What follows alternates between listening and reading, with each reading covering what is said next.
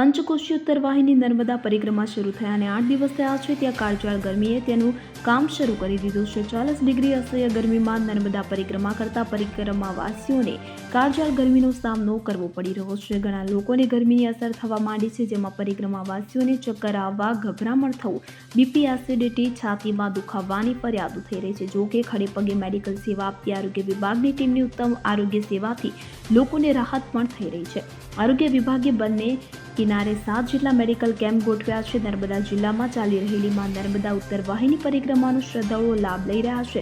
શ્રદ્ધાળુઓ અનેરા ઉત્સાહ સાથે ગુજરાત, મહારાષ્ટ્ર, મધ્યપ્રદેશ અને અન્ય રાજ્યોમાંથી પણ લોકો આ પરિક્રમાનો લાભ લઈ રહ્યા છે। આ વખતે તંત્ર દ્વારા તાત્કાલિક સારવાર માટે doctor, staff nurse, ambulance van વગેરેની વ્યવસ્થા કરવામાં આવી છે। આ મેડિકલ સુંદર સેવાને પરિક્રમાવાસીઓ બિરદાવી રહ્યા છે।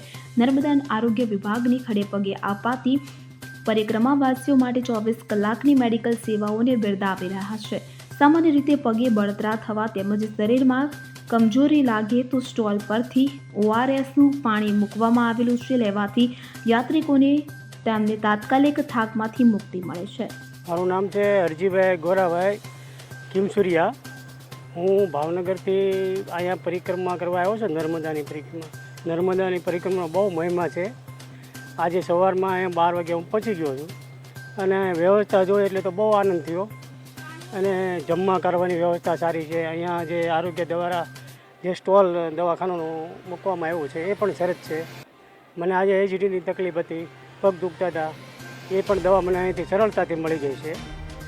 અને આજે અમે બપોર પછી અહીંયાથી નીકળીશું પરિક્રમામાં। અને અહીંયા આ બધું વાતાવરણ સારું છે, વ્યવસ્થા સરકાર તરફથી બહુ સારી છે અને આ જોઈને ખૂબ આનંદ થાય છે। મારું નામ ધર્મિષ્ઠાબેન ગૌતમભાઈ વ્યાસ, હું રાજપીપળાથી આવું છું। અમે અહીંયા 7 વર્ષથી પરિક્રમા કરીએ છીએ। 7મું વર્ષ છે અમારું અને ખૂબ સારી વ્યવસ્થા આપે છે। સરકારશ્રીની પણ સારી વ્યવસ્થા છે અને અમે અહીંયા પરિક્રમા કરી આ 7મું વર્ષ ચાલે છે।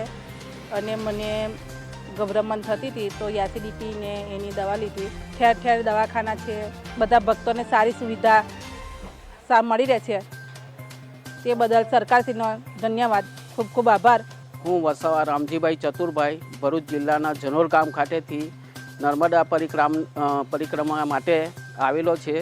આજે હું બપોરે 1 વાગ્યાથી મેં શરૂઆત કરી હતી રામપુરાથી, જે નદી કિનારે પરિક્રમા ચાલતા ધર્મના તાપમાં જે આજે સરકાર તરફથી જે મેડિકલ માટેનો કેમ્પ, મેં સારી સુવિધા અને ORSનું પાણી જે અહીંયા આવીને પીધું એટલે શરીરમાં એટલું ઠંડક અને સરસ રીતનું સુવિધા રીતનું અને ચેકઅપ રીતનું પણ સારી સુવિધા થયેલી છે। ને ચાલતા આવા તાપમાં પણ અમને સારી ઠંડક અને શરીરની સ્ફૂર્તિ સારી રીતની અમને મળી રહેલી છે। અને આ પાણી ORSનું પાણી પીવાથી સરસ રીતનું એમ શરીરમાં ડબલ સ્ફૂર્તિ અને તાપનો પણ અનુભવ, ઠંડકનો અનુભવ થઈ રહ્યો છે ને સરસ સુવિધા, કોઈ પણ જાતની તકલીફ વગર અમે નર્મદા માની પરિક્રમા પૂર્ણ કરીએ છીએ।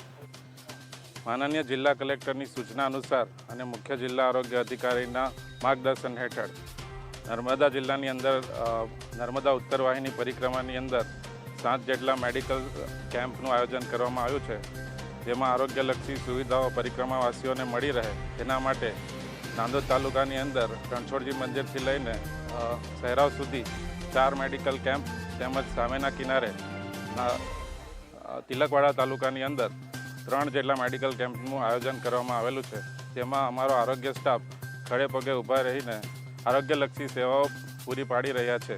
જેમાં તમામ પ્રકારની નાની બીમારીઓથી લઈને જેમ કે પગનો દુખાવો, માથાનો દુખાવો અને શરદી, ખાંસી, તાવ જેવી સામાન્ય બીમારીઓથી લઈને મોટી બીમારીઓ જેમ કે છાતીમાં દુખાવો, શ્વાસની તકલીફ અને કોઈ જરૂરત પડે તો તેમને આગળ રિફર કરવા માટે અમારી પાસે એમ્બ્યુલન્સ અને ઓક્સિજનની સુવિધા પણ ઉપલબ્ધ છે। જ્યોતિ જગતાપ સાથે CN24 ન્યૂઝ, રાજપીપળા। હવે જુઓ દેશ દુનિયાની તમામ ખબરો તમારી આંગળીના ટેરવે। ઉઠાવો મોબાઈલ અને Google Play Store પરથી ડાઉનલોડ કરો અમારી CN24 ન્યૂઝ મોબાઈલ એપ।